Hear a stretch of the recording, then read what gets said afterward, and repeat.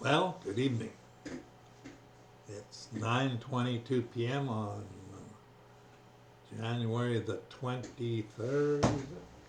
23rd, 22nd, Monday. Should have known that. It's warmed up. We're above freezing, warming up even more as the next week. Now, that's welcome news to me because I don't like it cold anymore. I don't know about you. You know, I've always envied the birds, the geese, and whatever else. Head south for the winter, warmer weather. To heck with it. That's a smart thing to do. They know what to do. So they say as for the birds, well, maybe they know what they're talking about. I can't forget about talking about, well, I've done in my last couple of podcasts and videos, but the idea that, the thing that's bringing it on to a lot of people now is all these threats of global warming, and you can't do this, you can't do that, and we have to save the planet. That is, if you stop and think about it, that does not compute. This planet has been here for,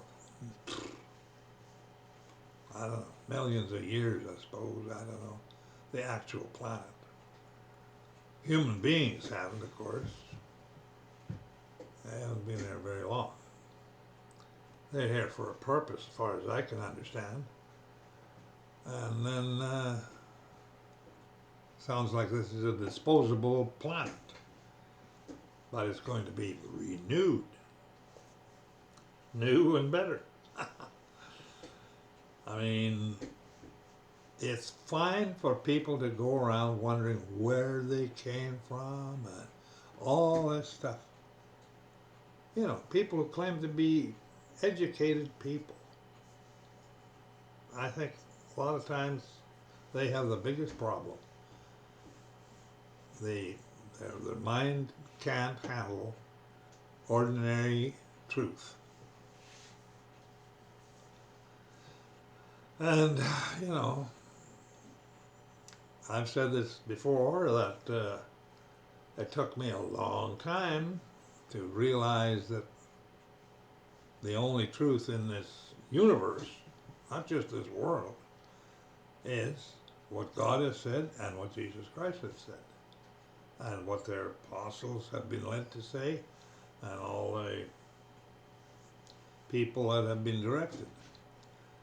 The thing is, a lot of people, and getting to be more all the time, poo-poo the idea of God and the Bible and whatever. But the thing is, it's a book that is, it's not like any other book. It's a book of books. It's a library, actually, of, what is it? I don't know, 65 books or something. 32,000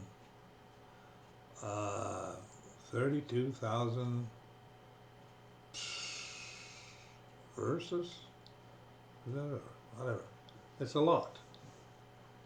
And there's many who have said that it's a book like no other because it's basically, they said it is the contents of this book are from outside of this planet, and it's given to this planet.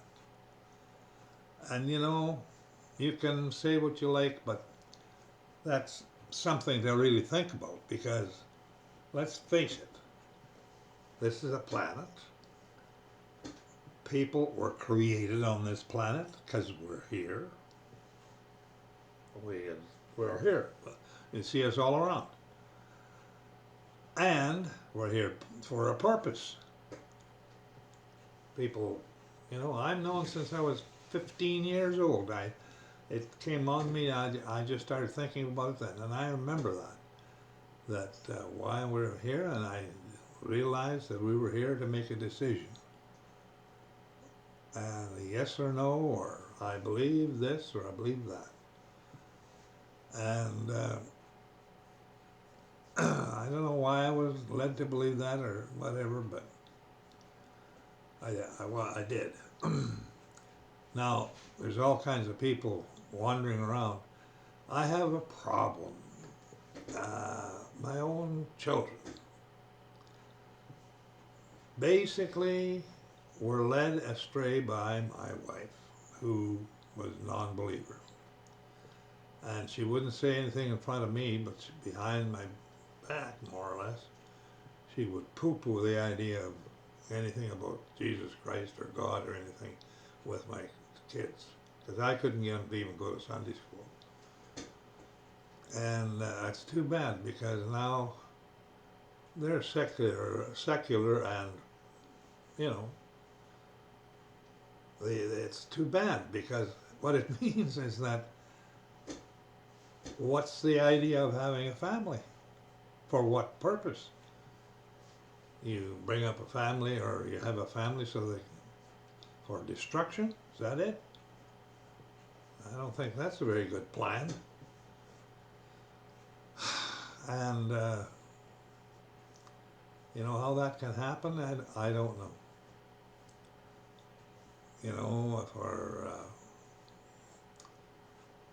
For someone who was such a good mother and a good cook and a good this and a good that, very good looking, beautiful woman, and was liked by a lot of people. But she had a streak in her that she wouldn't say to anybody or let them know, but it was there.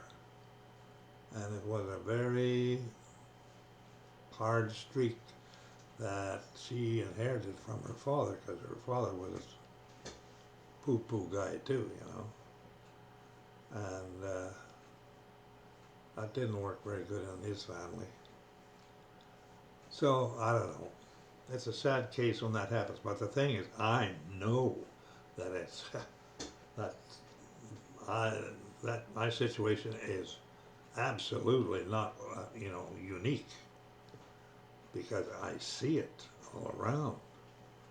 People are secular as heck. They don't believe in anything. They just believe in getting a pension, getting some money, mostly money. Want to get money, and they want to have to enjoy their life and become more and more selfish. And they've really gotten selfish now. Young people, they don't realize it, how selfish they've gotten, but they've gotten selfish. My son brought over a little border collie pup. He bought two of them, $1,200 a piece. He brought one over the mail over here to the old folks home where I'm living, rest home, to show me. And, a nice pup. There's no question about it. They are cute. They are, very nice pups. And the reason is, he said, I'll bring the other one over to show you too, blah, blah, blah, blah. Well, why? Well, because they're not married. They've been living together for, I don't know, 30 years, 40 years. And they don't want kids. She doesn't want any kids, so he goes along with it. And basically, the idea was, I don't want any rug rats, messing up my life. That's it. And so what kind of a life is that? And to say anything to them brings an end to any relationship we have as a family. That's what would happen. That's happened with my daughter. You're not allowed to say anything to people nowadays. Even, they don't. The trouble is, there's a penalty for that. I don't put a penalty on it. It was not my idea. God has put a penalty on that. That if they dishonor their mother or their father, they're liable not to have a very good long life. Things won't go that good at the most likely towards the end it'll be pretty tough. And what am I supposed to do about that? I can ask for God for exemption. I don't know. The only way he would do it is because they're my family. That'd be the only reason. It wouldn't be because they've done anything. But anyway, that's the hard part of life. It's not really good to have a family go through life and face the idea that it's all in vain because there's no hope for them. I mean, I believe that Christ came here. I believe that God had a plan and is carrying out a plan, and that we're living in this plan, and the plan is going to go ahead exactly as he has it. Now, if this plan was run through once before, or if this is if we're acting out the plan exactly day by day as it exists in the mind of God, it's possible. And he calls it his will. Well, I guess it is his will.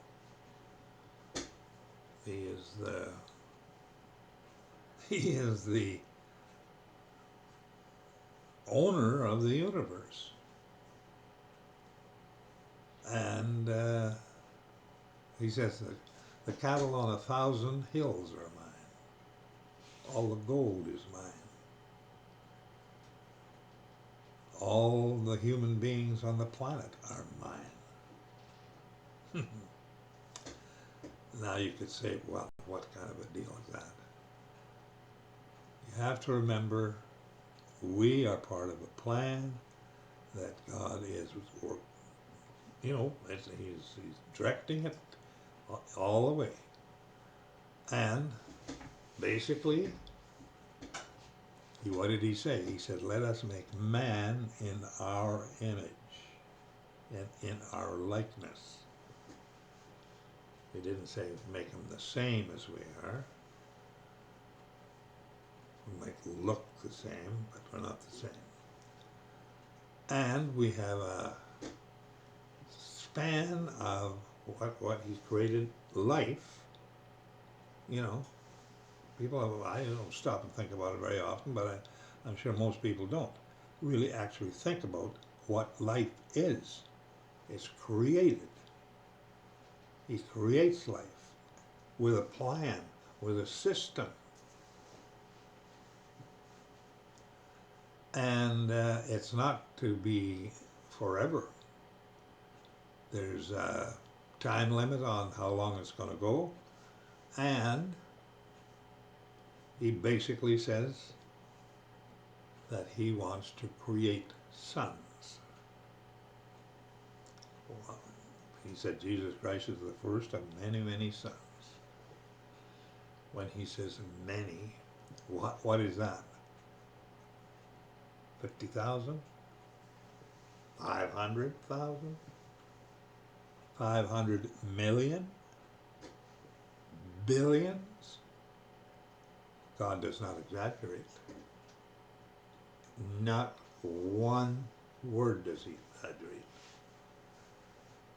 He says, I will create a new heaven and a new earth.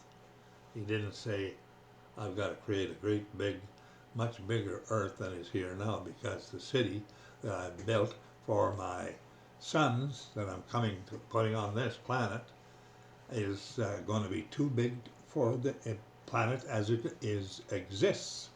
It's too small. He didn't say all that. He just said, I'll, I'll be creating a planet, gives the exact size of it. Where did I come from? Read the book. He's plain language. He says exactly where you come from and where you're going. And what's going to happen to you if you break his law. If you break his law, this is the law for the whole universe that can't be broken. It is. He's the only one that makes this law. And he says if you break it, the penalty is automatic. There's no judge and jury. It's automatic. You die. Is death. But he knew he made you and I with this business that we have free will, and we can decide if we want to go to the right or to the left. And that's where the problem comes in. It's very hard for us to be to live a life that is similar to his nature.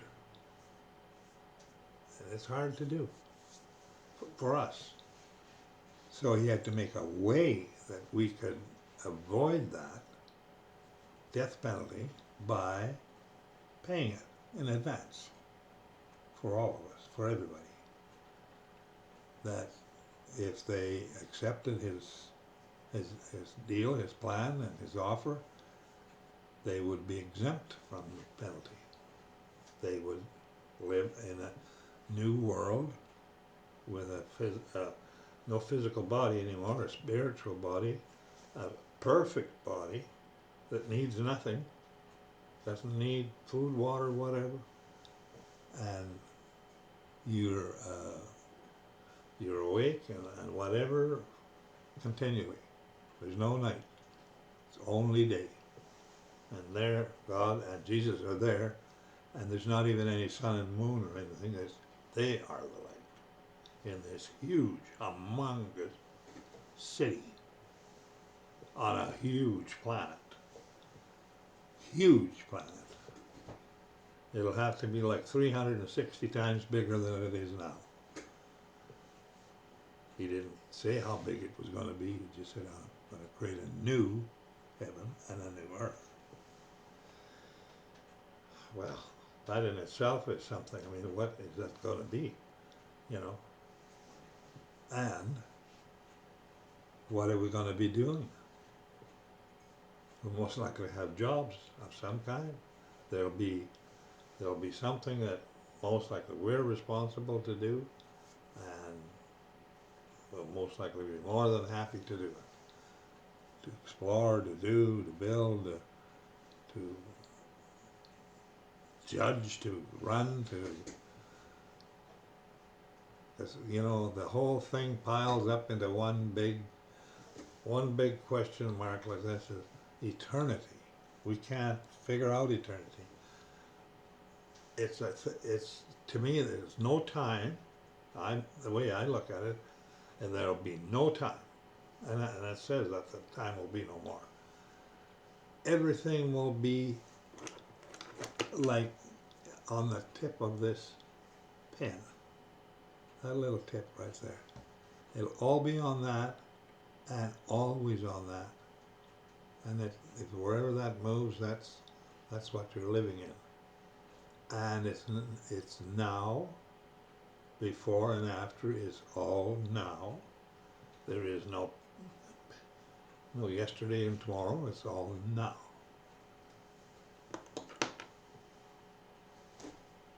There's no morning and there's no afternoon.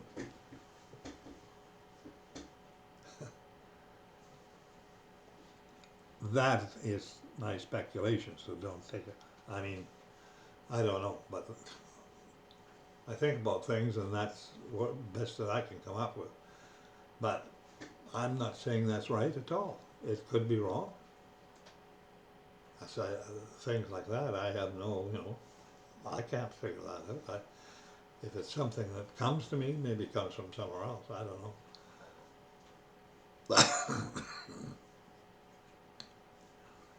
Yeah,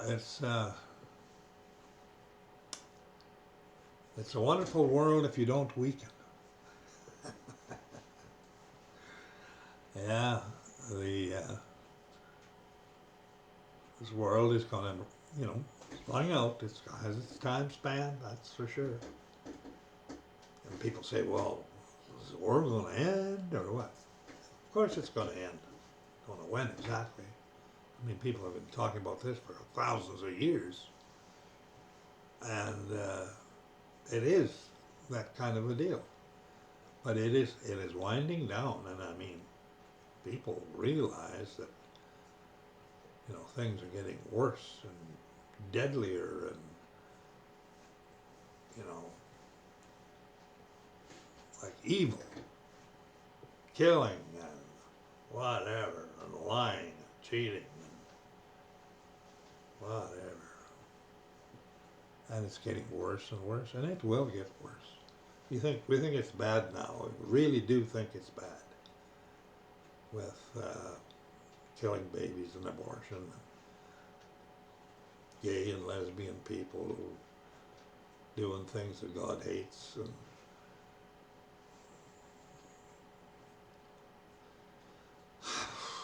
and but we don't realize that it's going to get worse and worse. It'll get so bad that it can't get any worse. I don't think God's going to stop it until it does. Until it's absolutely imploding on itself, and he has to stop it before it wipes everybody out. That's what he says he has to do. And that's all like cards. Just think of the difference between even in a short period of time, like the First World War, and then what happened in the Second World War. Totally different than the First World War. Got much better at killing people. And that's like, 60 years ago or more? We've improved greatly since then. We can kill each other behind a computer desk with a satellite deal. And by diseases and things like that. That's most likely coming down the pike. What you do know is, he said there'll be a 7-year tribulation. He called it Jacob's trouble. Now Jacob is the family of Jacob. That's 12 sons of Jacob, the 12 tribes of Israel. Say what you like. I'm sitting here looking at myself in the screen, and I realize that I'm a white-skinned person. And where did I come from? Well, when I look into it and whatever else, I must have come from the tribes of Israel somehow. In my case, my grandfather came from Sweden. My dad came from Sweden. They're all white people in Sweden. Their history book said that, I forget what his name was, Baruch or something. He was a writer or of some kind who kept track of things. And he traveled through, he took this girl with her, princess with him, traveled through Central Europe at that time, was all big rivers and water. He traveled from Israel right through the middle of Europe, right into the Baltic and into Scandinavia. And he had this girl with him, and he was an Israelite. Tribe, I forget what tribe, but and he worked his way down from there into the British Isles and into Ireland and Scotland. But for some reason, this girl became the wife of this chief. Uh, I forget who his name was, but he was I think an Irish chief or something. And he married her. He was her queen. And escapes me now what her name was, but it was they know the name. Tara, is it, or something, in Ireland. And then, of course, into Scotland and into England. All these immigrants and whatever that traveled through Europe in 2,520 years, in Western Europe, all over the place, multiplying and multiplying for 2,520 years, ending up overloading England, Scotland, Ireland, Scandinavian countries and whatever, and they were multiplying till about the 16th, 17th century. All of a sudden, boom, there's 2,525 years, 20 years were up that God put a hold on Abraham's promise to Abraham, that his descendants would have this, that, and land, and riches and wealth. But when that happened, it was like all of Europe woke up and they're building big things and steam engines and ships and railroads and all kinds of stuff. Not in North America, no. And all kinds of small tribes roaming all over North America for thousands of years. They never built a road, never built nothing. They built a fire and cooked some deer meat, maybe. And anyway, the promise was that they were going to have the Israelite race of Abraham were going to get the wealth and whatever. Now, I didn't arrange this, you didn't arrange this, but the white race got all the best land on the planet. That's who had it. It's diluted now, but they had it. And all the wealth comes from the land in one way or the other. Now, that cycle has gone through. They've had, the white race has had the most wealth and the most power and the best armies and whatever for, I don't know, 300-400 years now. Now it's going to go this way. And it's called Jacob's trouble. They created wealth, they became wealthy, they became rich, and then they became evil. Broke all his laws, they didn't worship him anymore, didn't believe in him. Not all, but the majority is getting that way, and now it's getting a bigger majority all the time. And he says they're going to have to pay for doing this. And there's going to be the wrath of God is going to happen for, well, in most cases it's going to end up being 3.5 years. He said this. He said that the Antichrist will take over this world and bamboozle. He'll deal with Israel first and make them a promise. And at the end of 3.5 years, he breaks his promise and clamps down on everything in the whole world. And the tribulation starts. And that's when everything hits the fan. Disease, wars,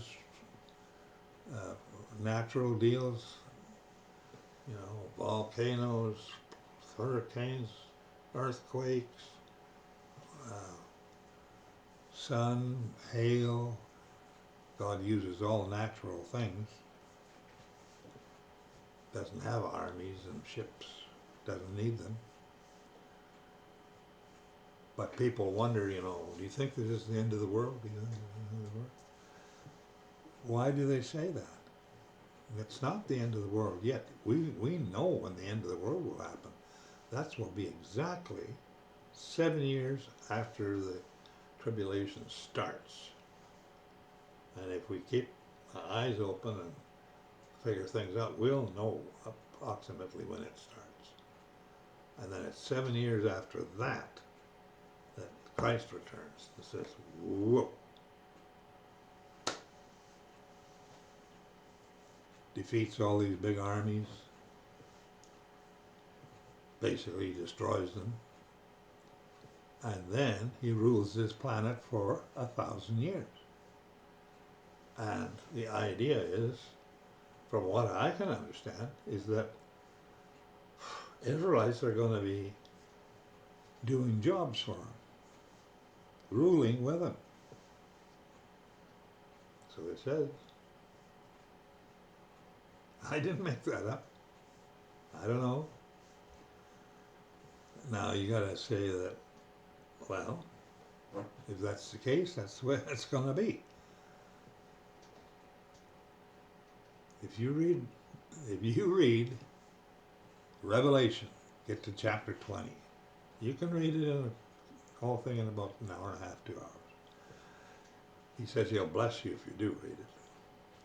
But when you're reading it, go through there, you'll realize that this city he's building, humongous city, 1,500 miles square and 1,500 miles high. Won't even fit on the continental USA. It'd be out in the Gulf.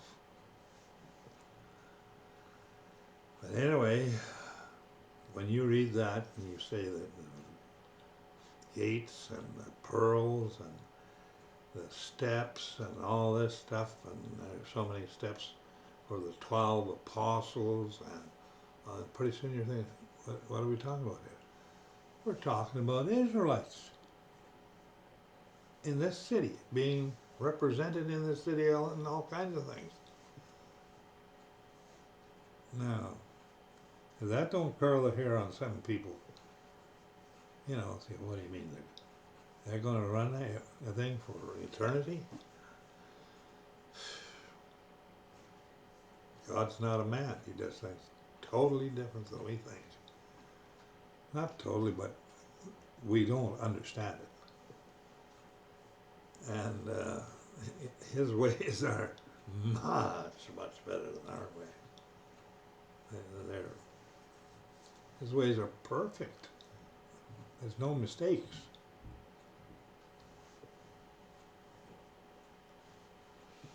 Oh, I've talked here for 33 minutes. That's a little too much. But, so what? We got to talk about it sometime. I'm really glad if you listen this long. I'd like to see you subscribe if you would. That would give me some hope. Yes, and hopefully we can meet again someday. And in the meantime, I wish you God's blessing, and it's really a good thing to say to another person is God bless you, because that's a good thing to say. Anyway, talk to you later.